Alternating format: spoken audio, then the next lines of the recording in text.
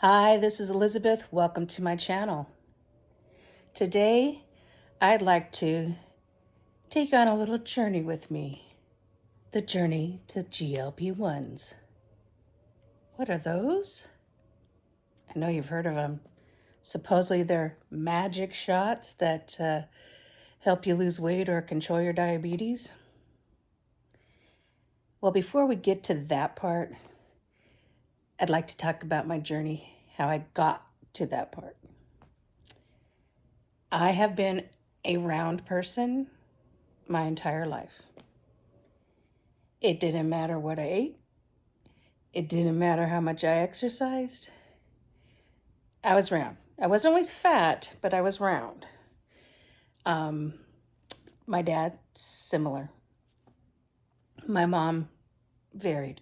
My siblings were mostly, if not thin, they were just slightly above thin.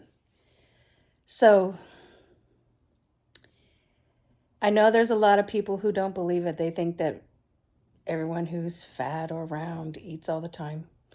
But my mother closely monitored my food. So I ate what the rest of the family was eating. I was put on medically approved diets in my teen years that ended up ruining my health for the rest of my life. Went into liver failure at the age of 14 due to a diet I was put on. After that, it was just a lot of hell in my digestive system from that. But I kept trying, losing, gaining, losing, gaining, losing, gaining, losing, gaining, losing, gaining, If you've been doing this, you know the drill. I had my gallbladder out at a very early age, at the age of 26, which then contributed more digestive issues.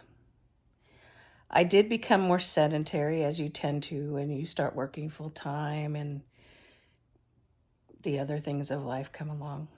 But I was still pretty active. I mean, most people who know me would tell you that, yeah, I'm one of the most active people they know. I'm always on the go doing stuff. I've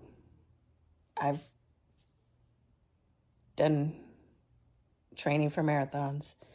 I did attempted a half marathon, but then my toenail split and I had to stop. But at mile 6. But excuse me. So I've always had this predispensation, I guess is the word, to being a larger person.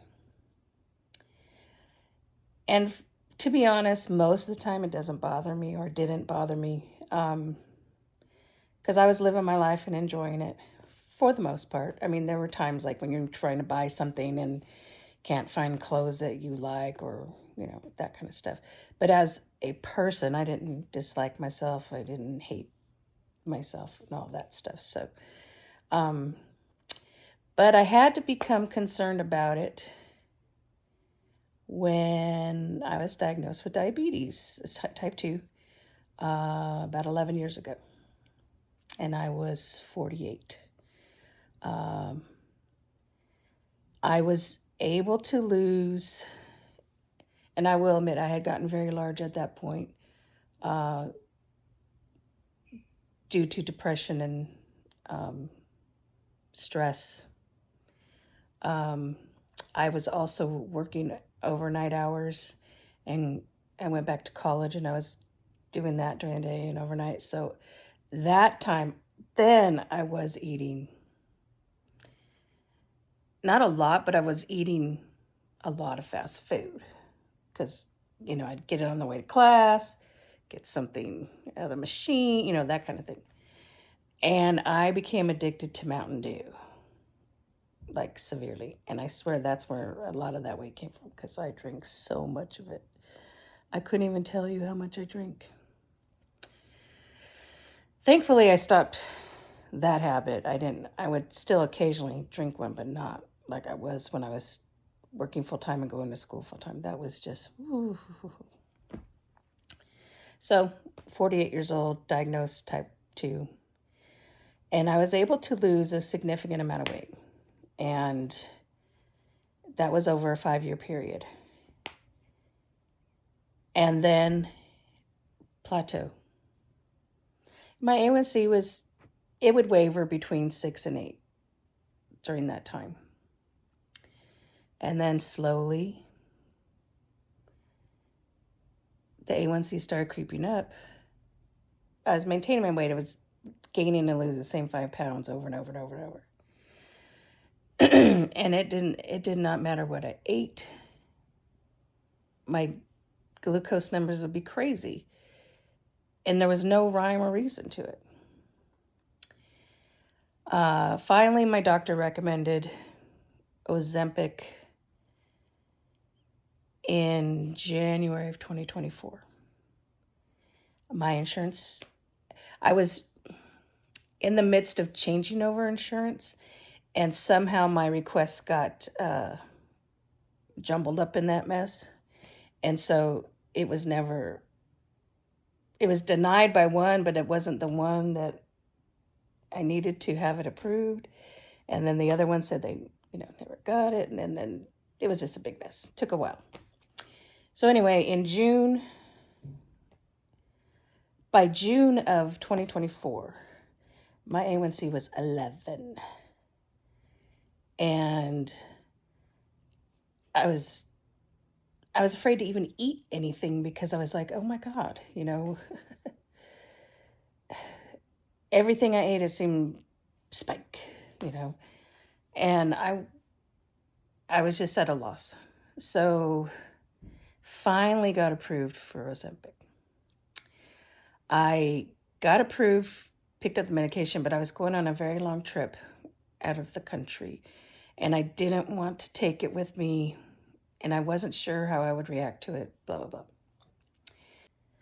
So yes, I was approved for Ozempic, but then even though I was happy to try something new because, it seemed like everything had stopped working, I was still nervous about all these side effects that I heard about.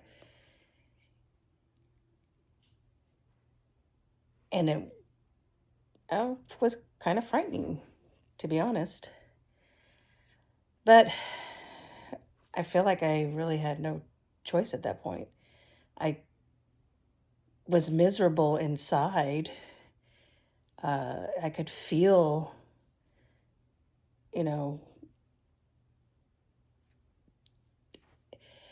well, those of you who've had high glucose know you get weird feelings inside. I can't even describe what it actually feels like.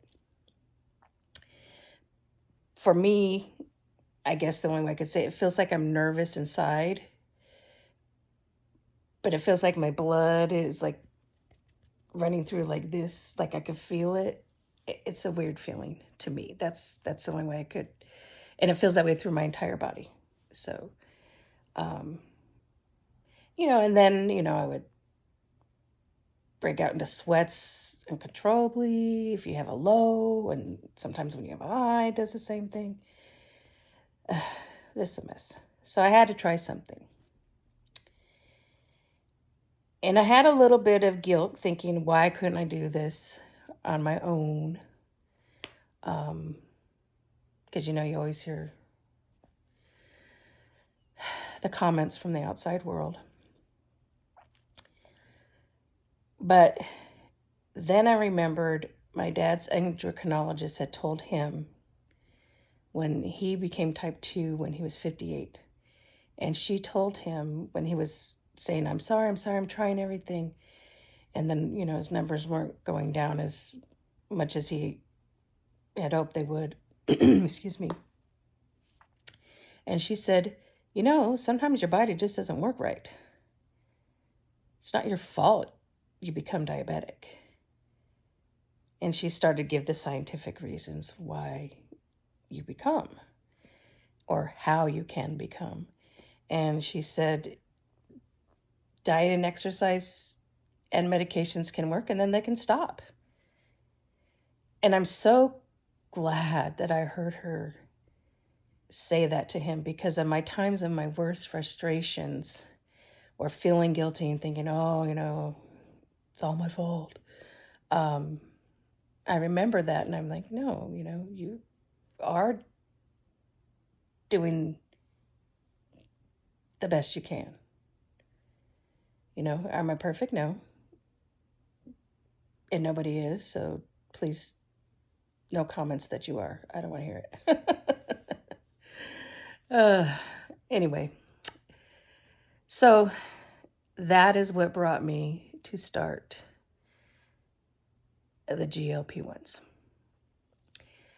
Now, the next part of the journey, actually starting and taking it, I'm going to do that in a separate video. And I hope you'll come back and join me for it, because it was quite a journey, or it is quite a journey. And I'd like to share it with you. I thank you for taking the time to watch this, and I hope that you will be back for the next part. And if you haven't subscribed, I really would appreciate it. And please give it a thumbs up. That I would really appreciate as well.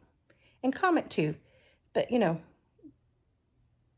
try to be on the nice side. I know some people can't help but be snide, but, this is a very personal journey, and I'm sharing it. And I recognize that people say, well, you open yourself up, so you're going to get the comments, blah, blah, blah. I get it. But, try to be a little on the nice side at least. There's ways to word things that don't have to be rude. So, on that note, I will sign off with saying, remember to always live greatly and always live generously. Bye for now.